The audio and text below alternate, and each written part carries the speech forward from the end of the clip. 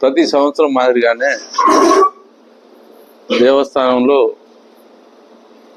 ఆషాఢ జాతర రేపు 19వ తారీఖు నుండి స్టార్ట్ అవుతుంది.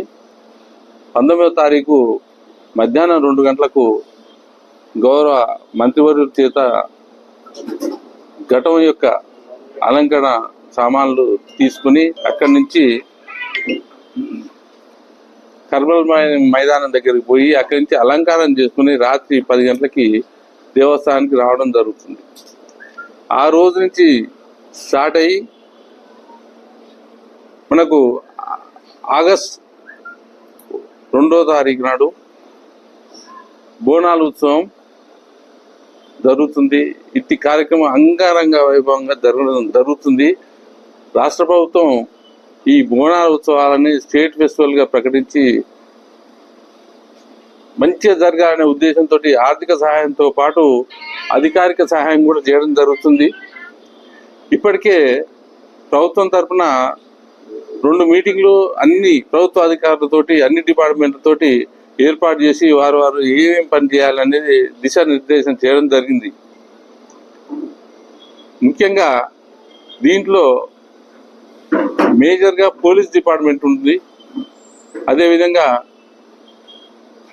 జిహెచ్ఎంసి వాళ్ళది, ఆరోగ్య శాఖ, R&B, ఈ విధంగా అన్ని ప్రభుత్వ శాఖలతోటి కోఆర్డినేషన్ మీటింగ్ చేసి ఏమేం చేయాలని చెప్పడం జరిగింది. 2 సార్లు మీటింగ్ ఏర్పాటు చేయడం జరిగింది. గత సంవత్సరం ఏంటంటే ఇప్పుడు లోకల్గా ఉన్న పబ్లిక్ని వివిధ సంఘాలను అందరినీ పిలిచి అడగడం జరిగింది. గత సంవత్సరం ఏం లోపం జరిగింది, దాన్ని సరి చేసుకొని ఈసారి జరగకుండా చూడాలనే ఆలోచనతోటి ఇప్పటికీ 2 సార్లు అయింది. మరి అంతేకాకుండా అధికారికంగా కూడా మళ్ళీ సపరేట్గా ఏ డిపార్ట్మెంట్కి ఆ డిపార్ట్మెంట్ మీటింగ్లు ఏర్పాటు చేసి అలాంటివి జరగకుండా చూస్తున్నారు.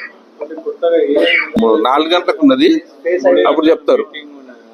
4 గంటలకు ఇప్పుడు మీటింగ్ ఉంది, అప్పుడు చెప్తుంటారు.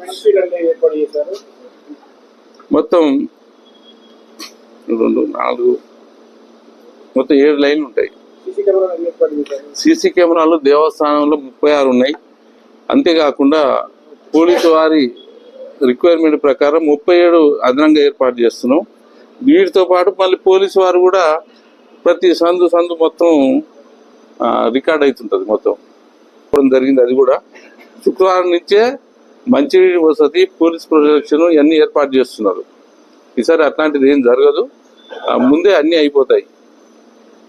ఎట్లున్నారంటే భక్తులే వాళ్ళు కూడా పాస్